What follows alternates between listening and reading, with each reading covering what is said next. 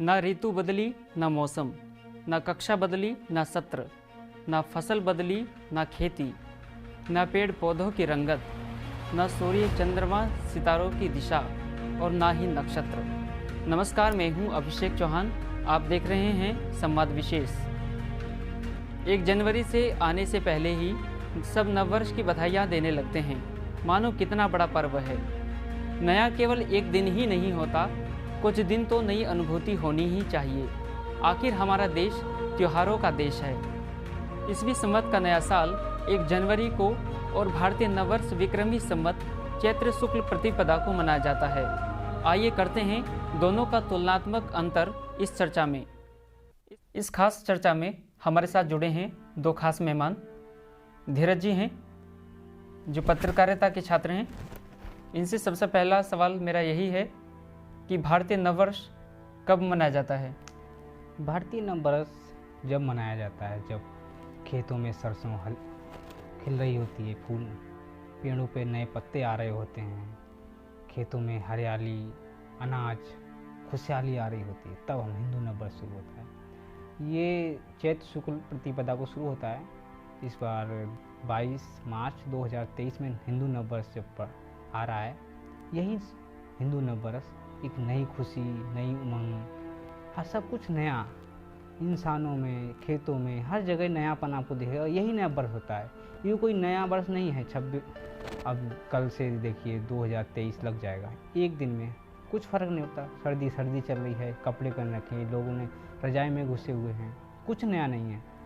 ये 2022 साल पहले से शुरू हुआ है अपना हिंदू नववर्ष विक्रम संवत ईस्वी से उससे पहले शुरू हुआ है अपना हिंदू नववर्ष विक्रम संवत। उससे पहले युगाप्त महाभारत से शुरू है। हमारा हिंदू नववर्ष नई उमंग, नई ऊर्जा, नए विचार, नई रौनक लेके आता है। हमारा हिंदू नववर्ष 22 मार्च 2023 में मनाया जाएगा।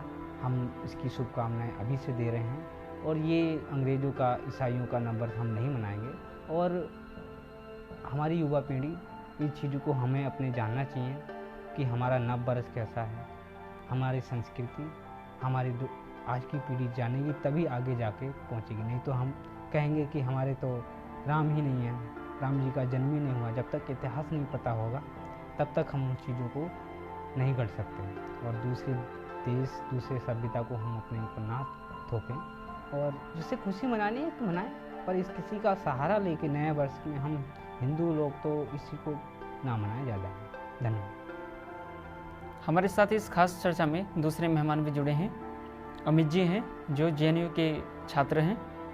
उनसे मेरा दूसरा सवाल यह है, भारतीय नववर्ष जो नववर्ष प्रतिपदा को मनाया जाता है, हिंदू संस्कृति के इस नववर्ष में ऐसा क्या बदलाव आता है जो यह हिंदू सनातन इसको नववर्ष मानते हैं?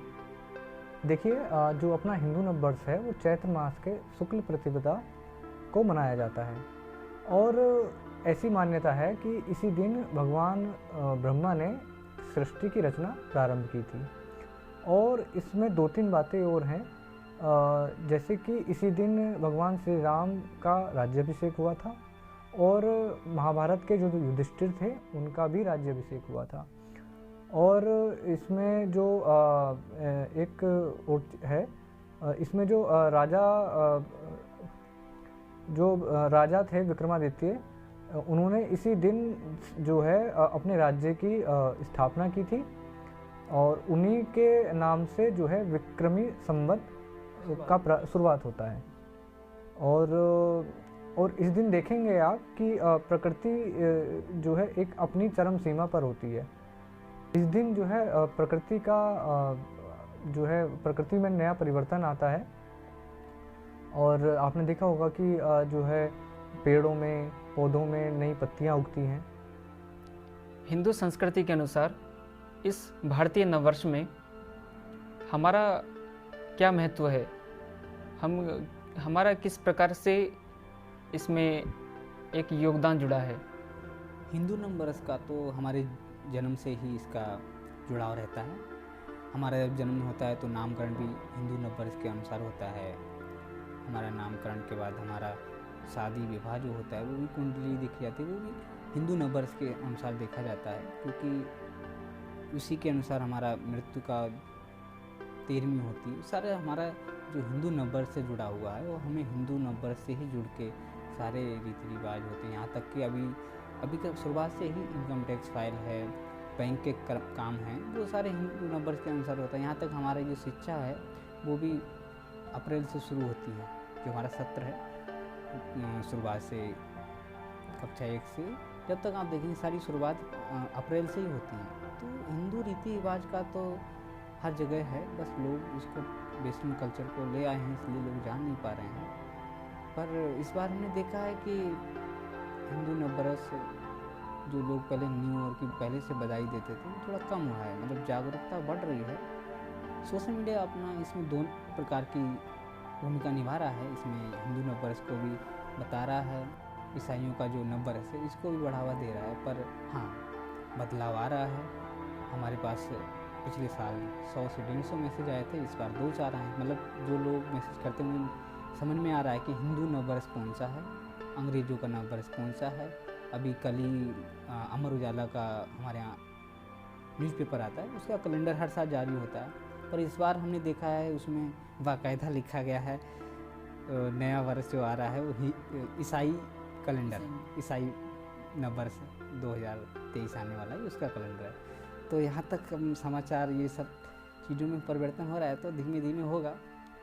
और अखंड भारत की जो कल्पना हमारे बड़े दिए हुए हैं उनको स्वीकार करने मीडिया का, और हम जब जागरूक हो रहे हैं तो आज की पीढ़ी, मैं अपनी बात कर रहा हूँ, आज की पीढ़ी जब इन चीज़ों को जान रही है तो मुझे लगता है हिंदू नववर्ष जो है वो अप्रैल में के बाद जो अपना मार्च में इस बार पड़ रहा है, मार्च में मनाएंगे और बड़े लेवल पे मनाएंगे।